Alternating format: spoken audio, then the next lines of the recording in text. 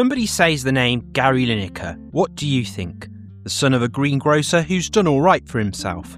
One of the most prolific strikers in English football history. Walker's Crisps. His larger than average ears. Match of the day. Outspoken do-gooder or new media mogul. If this is the kind of thing you enjoy, please like the video, subscribe to the channel, pressing the notifications bell as it really helps us grow. Born in Leicester in 1960 to Margaret and Barry Lineker, Gary Lineker's origins are humble. His father was a greengrocer, his grandfather was a greengrocer, and his great-grandfather was, you've guessed it, one of the country's top interior designers. No, not really, he was a greengrocer as well. So a career in the greengrocing industry seemed pretty likely. However, it turned out he was pretty good at football. He went on to carve out an illustrious career in the game, beginning at his local boyhood club, Leicester City. He rose to international level with England and enjoyed celebrated spells at Tottenham Hotspur and Everton. Along the way, he became one of England's leading goal scorers of all time, all without receiving a yellow or a red card, an extraordinary feat. He also had spells abroad, most notably at Barcelona, where he adapted to a new league, a new culture, and even learned the language, before ending his playing days in Japan. Lineker recounted a now infamous moment from his playing days. During a match, due to a bout of illness, he went to the toilet in the middle of it. When I say he went to the toilet, he didn't actually leave the pitch. I had a bit of problem with my stomach tonight. Not been too well in that area for the last few days, and I was getting quite a few bad stomach pains. Now he can't go a day without people reminding him on social media, so he probably regrets ever mentioning it. After a celebrated career, he went where a lot of footballers who can string a sentence together, and Wayne Rooney, go, the media. He became a pundit on a football magazine programme within the sports magazine programme Grandstand, Football Focus. It's a more cautious Lineker on these early appearances. And it's something we've got to try and do something about. It's very difficult to know how. Maybe we should try and start something like a neighbourhood watch, for example, where the fans, because the 99.9% of fans are tremendously well behaved and families are coming back to football, perhaps we can leave it to them to try and sort out these. He got his big break thanks to an unlikely party, those pesky terrorists at the IRA who called in a bomb threat to the 1997 Grand National, meaning it was postponed until the following Monday. Unfortunately, we're going to have to evacuate the whole course. Everybody will have to leave, including you, the BBC, now. Lineker was thrown in at the deep end, having to present Grandstand. While lesser former footballers would crumble at such a moment, Lineker did an okay job. Over the next year, as a reward, his role at BBC Sport grew. He became the main host of Football Focus, and he became the secondary presenter at the 1998 World Cup. Thanks, Chris. Back to you guys in the studio. Often presenting the bits at the stadium to give coverage more life, as match presentation came from a very nice Paris studio and probably marked the first time the broadcasters used a central studio in a major city of a host nation looking over landmarks. Gary Lineker was now a solid number 2. There's a joke in there somewhere, but I'm going to resist. There was just one thing standing in his way. The ladies' favourite, Desmond Lynam. Luckily, ITV decided to poach him. Lynam, that is, and Lineker by default was promoted to the Beebs' number 1 position. Hey, tell you what, football's back. Any good? Have I got the job?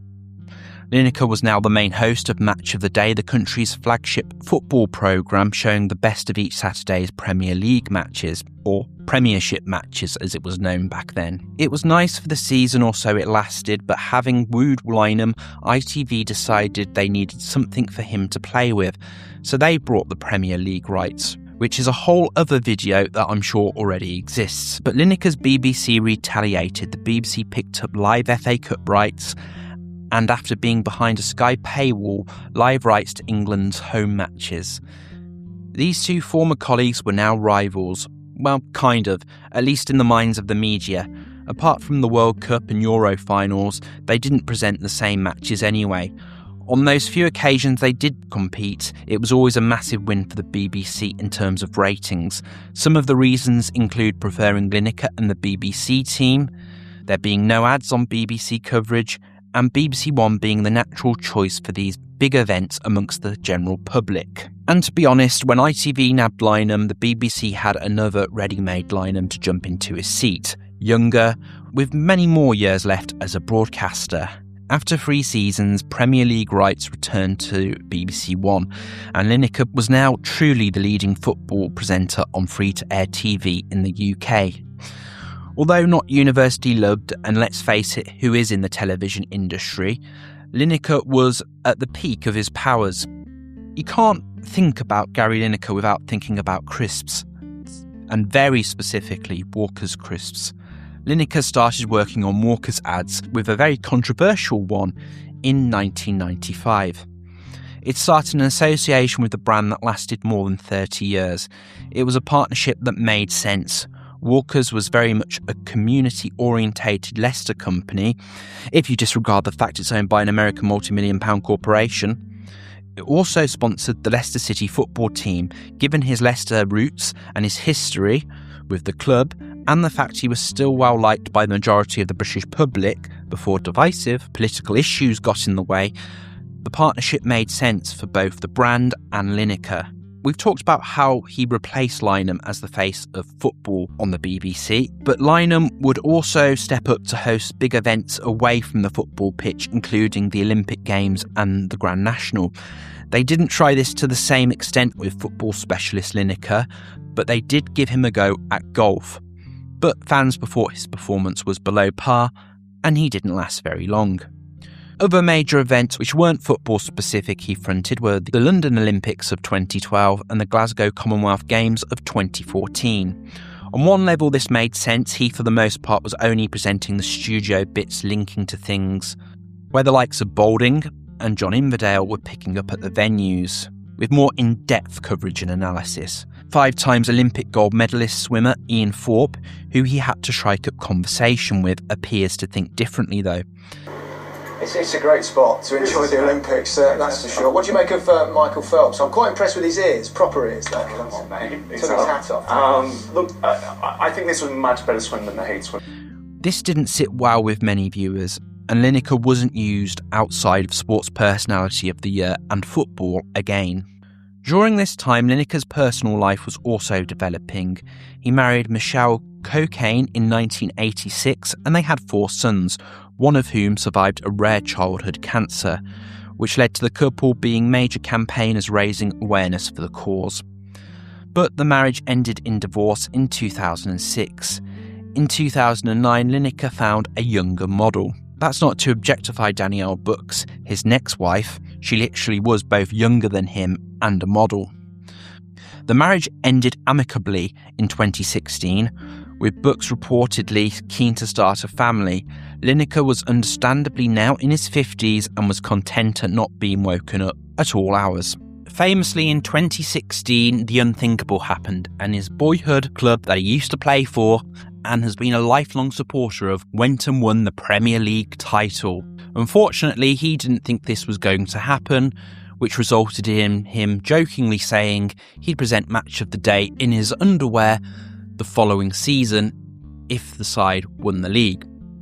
He obliged. With the emerging topic of the gender pay gap coming into the national conversation, when the BBC's charter, basically their licence to operate, came to be renewed, the government insisted that the corporation publish the salaries of its biggest stars, and Mr. Lineker was top of the list, taking home a tidy $1.75 million a year presenting Match of the Day on Saturday nights and the odd live football match.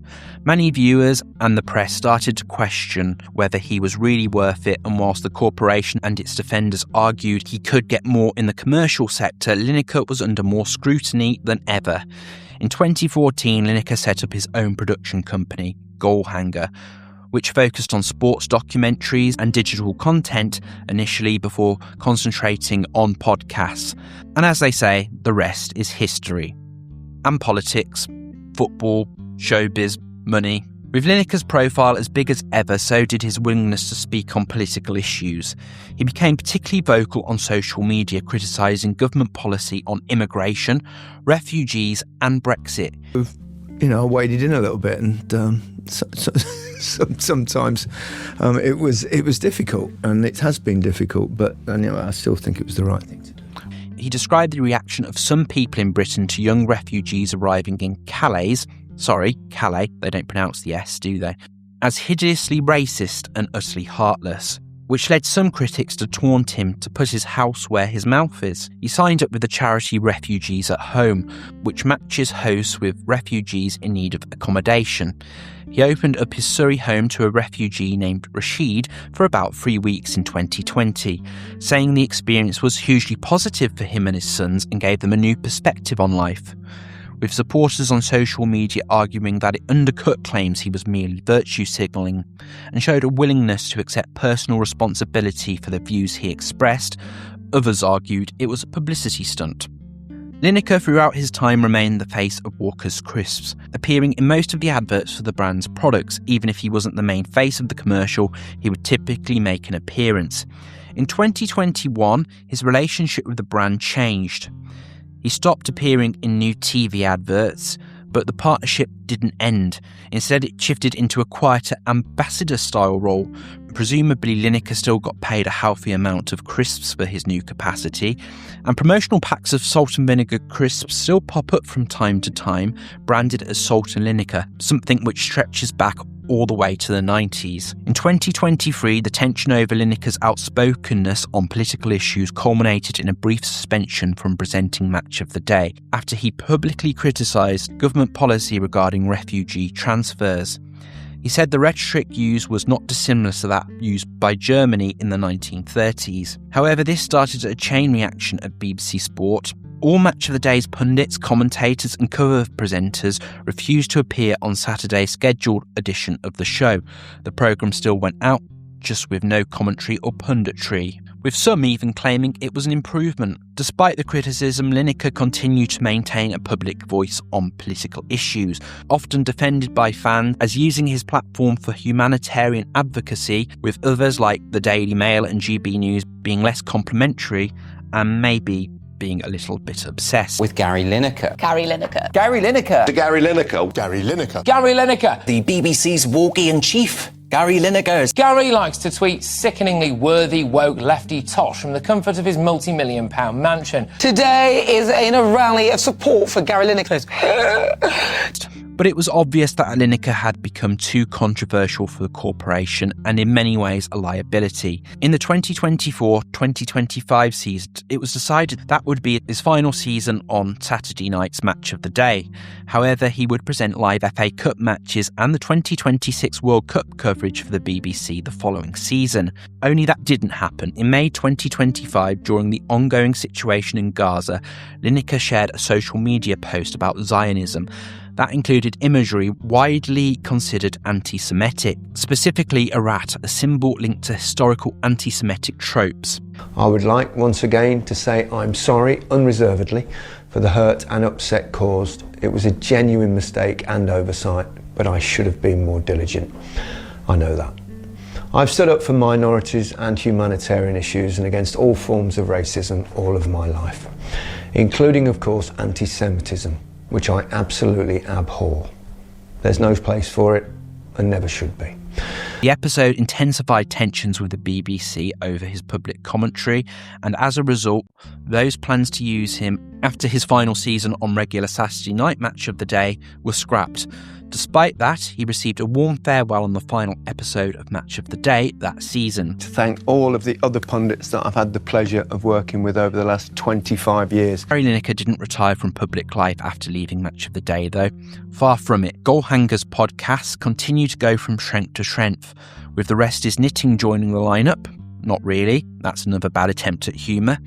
His own podcast that he appears on, The Rest Is Football, has been signed up to cover the 2026 World Cup for Netflix. Not quite sure who's going to have time to watch extra analysis with all the extra games that are being played. And he's set to present a new ITV reality show, The Box, where celebrities are dropped off in random locations anywhere in the world. Can we sign up Piers Morgan for this, please? Lineker even walked away with the National Television Award for Best TV Presenter, or as it's usually known, the Anton Deck Award, because they'd won it for about the last 300 years. It's okay sometimes for us to use our platform to use our platform to speak up on behalf of those who have no voice. This was an award voted for by the public, so a sign that for all the haters, he had people who loved him as well. Being free from the shackles of the BBC also meant Lineker was now free to talk about politics, like it had ever stopped him before. In January 2026, Lineker joined former hypnotist and current leader of the Green Party, Zach Polanski. I told my boyfriend's uncle that you were coming on, Uncle Raj, and he said there is a question you need to ask him. In like-minded company, Lineker felt he was ready to speak his truth to the world. Lineker revealed, like Polanski, he was now a Green. Well, he didn't go that far, but he indicated he shared a lot of common ground and that his vote is always winnable. He's a floating voter. So why is Lineker so divisive? Well, he speaks his mind on issues, very emotive ones. Naturally, if you agree with him, you're more likely to like him. And if you don't, well, you're less likely to like him. It would have been far easier for him to stay out of political debate, and he would have had an easier ride. So whether you agree with his opinions or not, he's certainly been brave when he hasn't had to be. Now Lineker is not on the BBC purse, he's only going to become more emboldened to speak his mind, and he has his own media company that he can use to give a platform to like-minded individuals. And whilst losing the match of the day job would have been a blow, he's likely to have one big payday if he sells Goalhanger to a big media company. So he probably won't be too worried. What do you think of Lineker? Let us know in the comments. Please like the video if indeed you did, and subscribe, pressing the notifications bell for more videos like this in the future, which also helps the channel grow.